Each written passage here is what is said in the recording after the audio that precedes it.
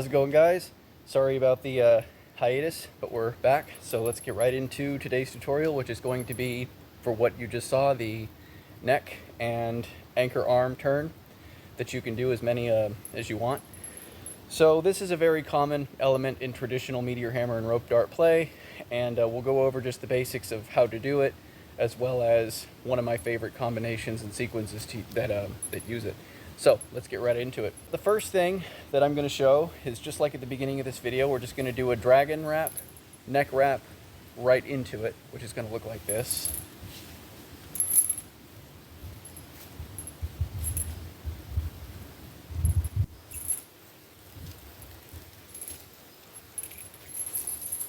Okay, so it's fairly self-explanatory, but we'll break it down into steps anyway so that we can kind of conceptualize this.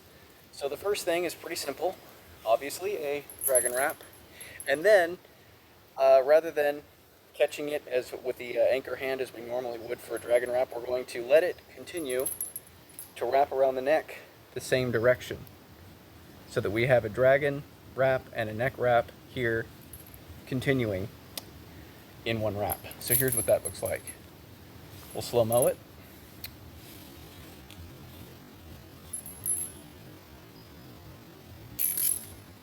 Other way.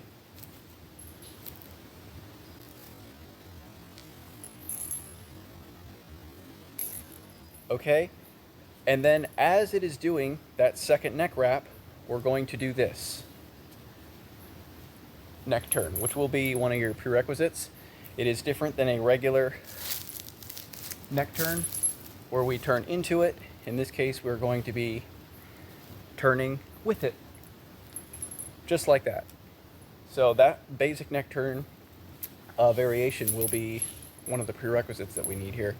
So all that we're doing for this basic exercise of this move, this sequence, is to do that dragon neck wrap, and then as soon as it starts to wrap the neck again, duck back and then turn with the arm.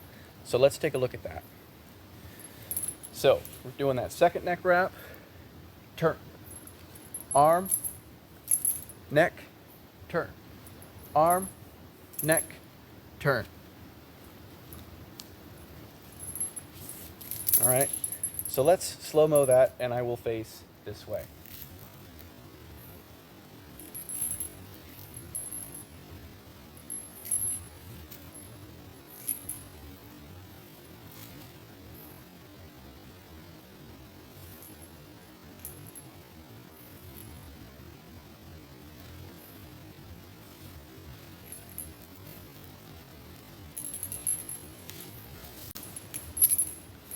And extra note, if you haven't already noticed, we don't need all the slack for just this variation, this exercise.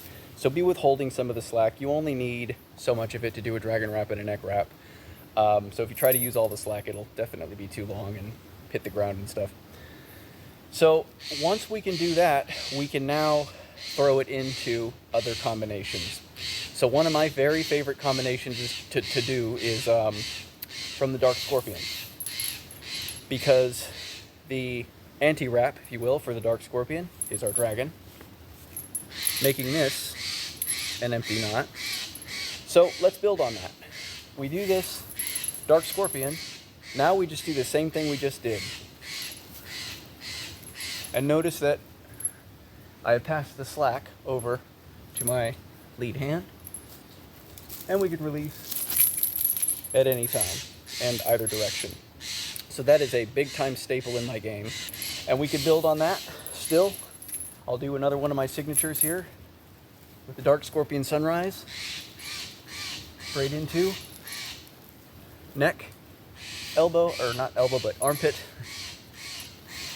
So we can go straight into our Dark Overlord. So both the Dark Scorpion Sunrise and that inverted Overlord or Dark Overlord, both tutorials that I've done in the past, so definitely check those out. So basically, yeah, this sequence could be thrown into a lot of different things, but one of my favorites by far is just the nice, simple Dark Scorpion, dragon, neck, turn. Then of course we can also step with it.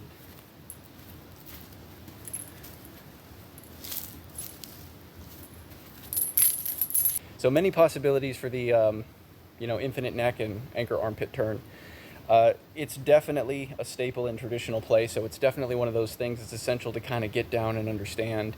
And then be creative with it, throw it in sequences of your own. I talked about the Dark Scorpion sunrise. We could just do a regular upper body sunrise like so. And it already goes beautifully into it. I can go right back into my sunrise. So just so many possibilities. So it's one of those things that you can be very creative with. It's definitely worth just getting the basic variation of dragon, neck, turn. Withhold this slack because you don't need much of it for this.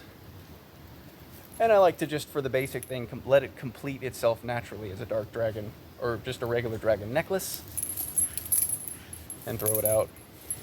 We could even do it with simple 2 neck wraps.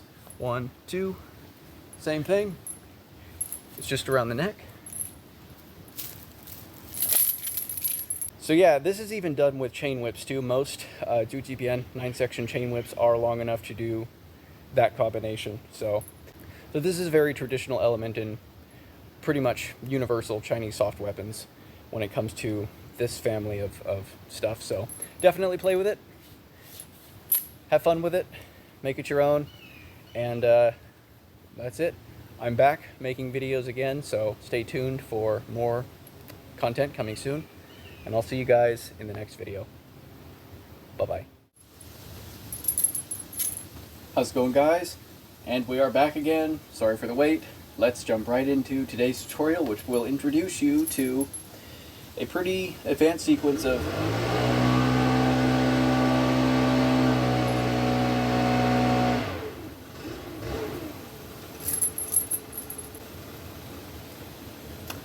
and that's a wrap. Get it?